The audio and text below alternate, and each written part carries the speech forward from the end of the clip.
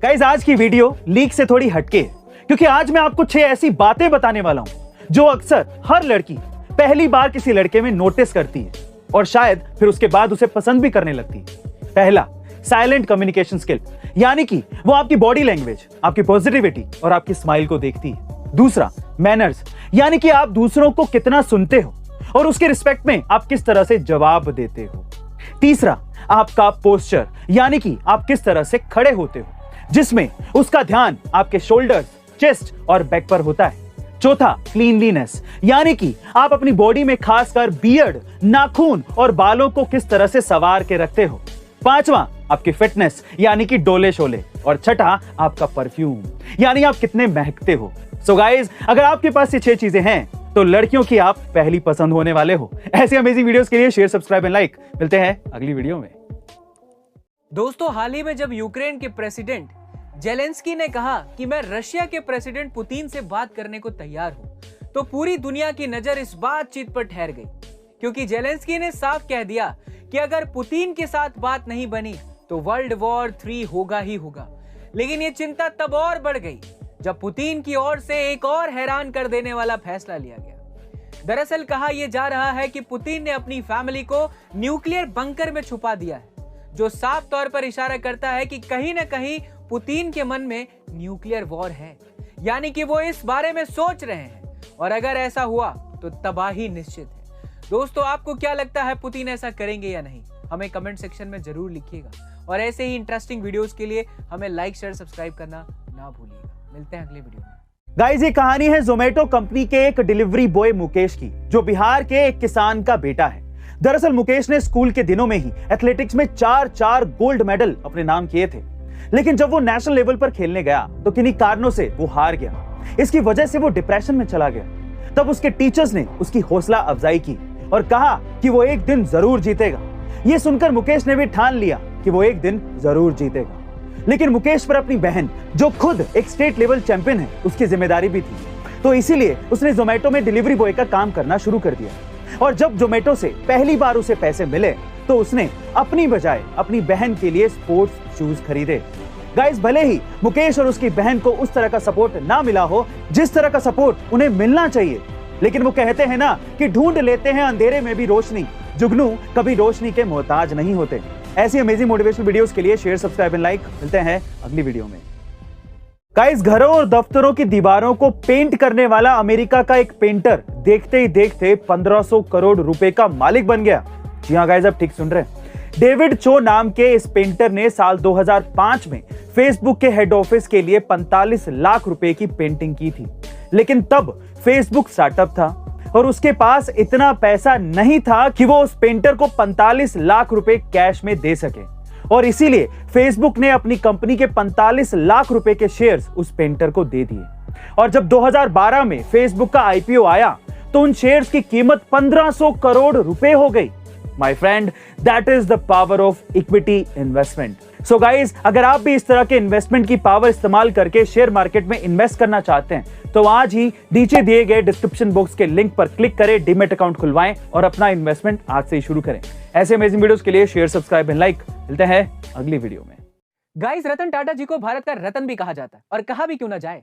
उन्होंने देश को इतना कुछ जो दिया है। आज पूरे टाटा ग्रुप में कुल मिलाकर 80 कंपनियां हैं और लगभग 15 से 16 कंपनियों में तो फॉर्च्यून 500 कंपनियों की लिस्ट में भी शामिल है।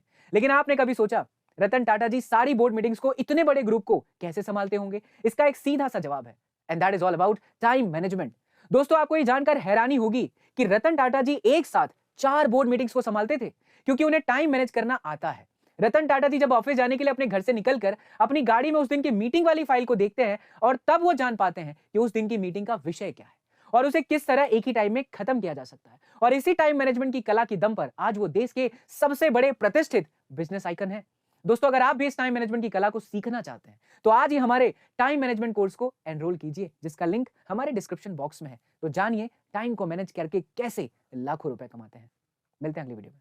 दोस्तों, यूक्रेन पर रूसी हमले ने 3 दशक पहले पैदा हुए उन हालात की यादें ताज़ा कर दी हैं जब कुवैत पर इराक के हमले के बाद भारतीयों की स्वदेश वापसी का मिशन चलाया गया था।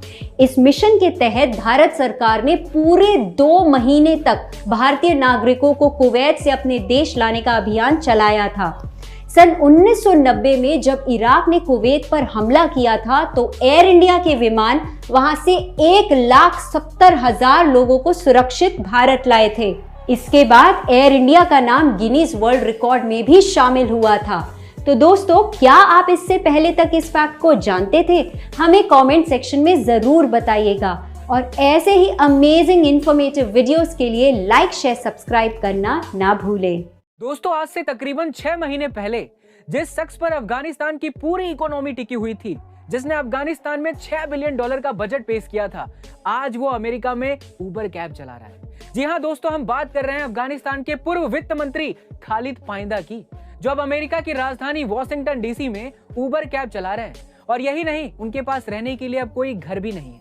बावजूद इसके मन में इतना सुकून है उनके कि वो अपने परिवार के पास रह पा रहे हैं। दरअसल अफगानिस्तान में तालिबान हमले के बाद तालिबानी लोगों के बीच रहना खतरे से खाली नहीं था और इसी वजह से कई अफगानी लोग अपना घर छोड़कर दूसरे देशों में जाकर बस गए, जिससे कई लोगों की जिंदगी बदल गई थी। और इन्हीं में एक खालिद पाइंदा भी थे, जो अब अपने परिवार का पेट पालने के लिए कैब चला रहे हैं। दोस्तों, सोचिए किस्मत का खेल भी कितना अजीब है, पल भर में राजा को रंक बना देता है। आपका क्या ख्याल है, इस बारे में जरूर लिखिएगा और ऐसे ही अमेजिंग इंटरेस्टिंग वीडियोस के लिए हमें लाइक, शेयर, सब्सक्राइब करना ना भूलें। मिलते हैं अगली वीडियो में। दोस्तों, आपने टैक्सीज में कई बार ट्रैवल किया होगा, लेकिन कभी आपने सोचा है कि अगर ये टैक्सीज उड़ने लगे तो? जी हाँ फ्रेंड्स, हम बात कर रहे हैं एयर टैक्सीज की। वोलोकॉप्टर कंपनी दुनिया का एक बहुत ही एडवांस्ड एयर टैक्सी ऑपरेटर है और बहुत सारी कंट्रीज जैसे जर्मनी, सिंगापुर, दुबई ने पहले ही इन्हें लाइसेंस दे दिया है। प्लान ये है कि 2024 से ये सर्विस सिंगापुर में शुरू हो जाएगी और 10 से 20 एयर टैक्सीज यहाँ की पॉपुलर टूरिस्ट डेस्टिनेशंस जैसे कि मरीना बे सैंड्स और सेंटोसा को सिंगापुर एयरपोर्ट से कनेक्ट करेंगी। ये air taxis vertical take off और लैंडिंग का उपयोग करेंगी। ये बैटरी ऑपरेटेड एयर टैक्सीज एक छोटे हेलीकॉप्टर के कंपैरिजन में 4 से 5 गुना शांत हैं और ये लगभग 200 किलो का वेट उठा सकती हैं। इनकी टॉप स्पीड भी 110 किलोमीटर पर आवर है। इनफैक्ट अगले 1-2 सालों तक ये एयर टैक्सी सिंगापुर से इंडोनेशिया और मलेशिया की टॉप सिटीज का ट्रैवल टाइम भी घंटों से मिनटों में कर देंगी। इन एयर टैक्सीज के बारे में जानकर आपको कैसा लगा, हमें कमेंट सेक्शन में जरूर बताइएगा। गाइस, क्या आप जानते हैं कि मार्क जकरबर्ग की कंपनी दुनिया का सबसे तेज और सबसे ताकतवर सुपर कंप्यूटर बना रही है? जी हाँ गाइस, अब ठीक सुन रहे हैं। इस कंप्यूटर का नाम रखा गया है सुपर क्लस्टर और ये 2022 के मिड तक तैयार हो जाएगा। आपको बता दें कि अभी तक का सबसे ताकतवर सुपर कंप्यूटर है फुगाकू, जो कि जापान में है और इसमें 7.3 मिलियन कोर्स हैं। जरा सोचिए कि जब आप अपने कंप्यूटर खरीदते हैं तो उसमें 16 कोर्स या फिर 32 कोर्स ही होते हैं और यहां पर 7.3 मिलियन कोर्स से भी ज्यादा का सुपर कंप्यूटर बनाने की बात हो रही है। इसकी स्पीड का अंदाजा आप इस बात से लगा सकते हैं कि एप्पल का लेटेस्ट आईफोन 1 सेकंड में 736 बिलियन ऑपरेशन कर सकता है, लेकिन फुगाकू कंप्यूटर की स्पीड एक आईफोन से 6 लाख गुना होती है और सुपर क्लस्टर तो फुगाकू से कई गुना तेज होगा। गाइस, कहा यह भी जा रहा है कि सुपर कंप्यूटर के बनते ही काम चुटकियों में होने लगेंगे और साथ ही साथ साइबर हैकिंग भी कंट्रोल में आ जाएगी। आपका इसके बारे में क्या ख्याल है, कमेंट सेक्शन में जरूर लिखिएगा और ऐसे अमेजिंग वीडियोस के लिए शेयर, सब्सक्राइब एंड लाइक। मिलते हैं अगली वीडियो में। गाइस, Amazon कैसे कस्टमर्स को ज्यादा से ज्यादा ऑनलाइन शॉपिंग के लिए मजबूर करता है, जरा ध्यान से सुनिएगा।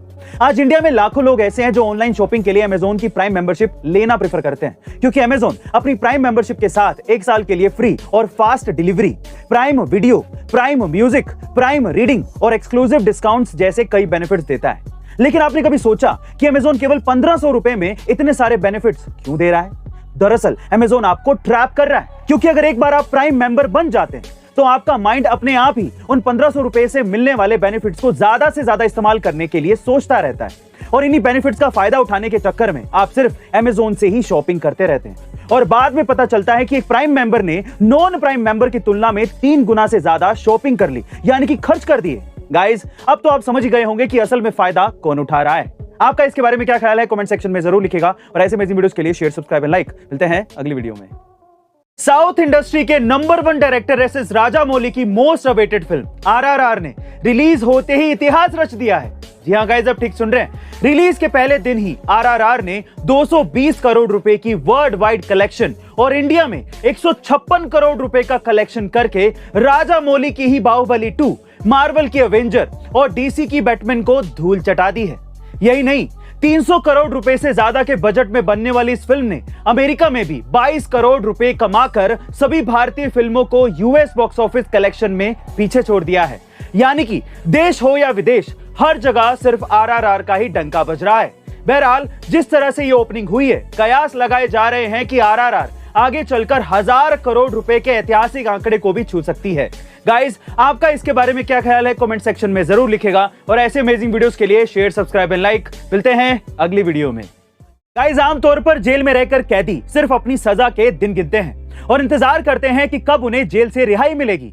लेकिन नवादा जेल में कैदी ऐसा है जिसने जेल में बंद रहकर अपना भविष्य तलाश लिया है। जी हाँ गाइस, सूरज कुमार नाम के शख्स ने जेल में रहकर आईआईटी जैम की परीक्षा क्वालिफाई कर ली है और इतना ही नहीं, उसने अच्छे मार्क्स लाकर ऑल इंडिया 54 रैंक हासिल की है।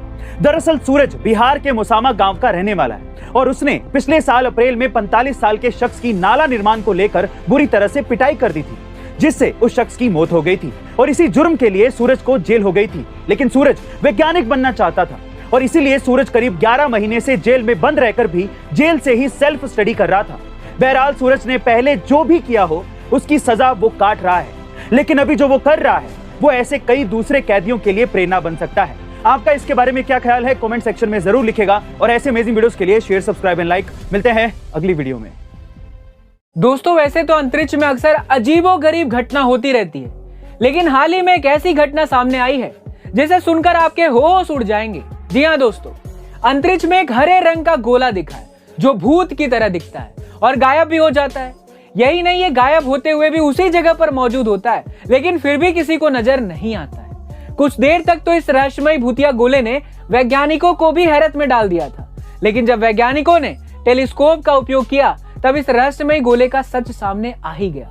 दरअसल ये गोला तेजी से घूम रहे आवेशित इलेक्ट्रॉन से निकलने वाले रेडिएशन की वजह से बना है, जिससे इसके अंदर काफी ज्यादा बदलाव होते रहते हैं और इसी वजह से ये कभी दिखता है और कभी नहीं दिखता।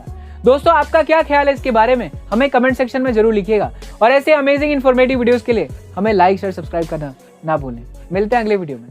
गाइस, ऑस्कर अवार्ड सबसे बड़े अवार्ड के तौर पर दुनिया में जाना जाता है, लेकिन इस साल जो कांड हुआ है उसकी चर्चा ऑस्कर अवार्ड से भी ज्यादा होने वाली है। जी हाँ गाइस, ऑस्कर की भरी महफिल में एक्टर विल स्मिथ ने स्टेज पर जाकर होस्ट क्रिस रॉक को थप्पड़ जड़ दिया। पहले तो वहां मौजूद सेलेब्स को लगा कि ये कोई मजाक है, लेकिन बाद में माहौल गंभीर होता देख एहसास हो गया कि इतने बड़े मंच पर कुछ ऐसा हुआ है जो ऑस्कर के इतिहास में कभी नहीं हुआ।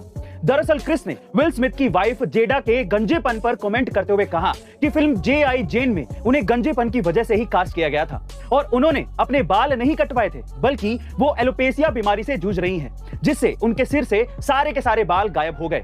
यही बात विल स्मिथ को बहुत ज्यादा बुरी लग गई और उन्होंने स्टेज पर जाकर क्रिस को जोरदार थप्पड़ जड़ दिया। बहरहाल दोनों ने एक दूसरे से माफी तो मांग ली है, पर आपको क्या लगता है कि पहली गलती किसकी थी? कमेंट सेक्शन में जरूर लिखेगा और ऐसे अमेजिंग वीडियोस के लिए शेयर, सब्सक्राइब एंड लाइक। मिलते हैं अगली वीडियो में।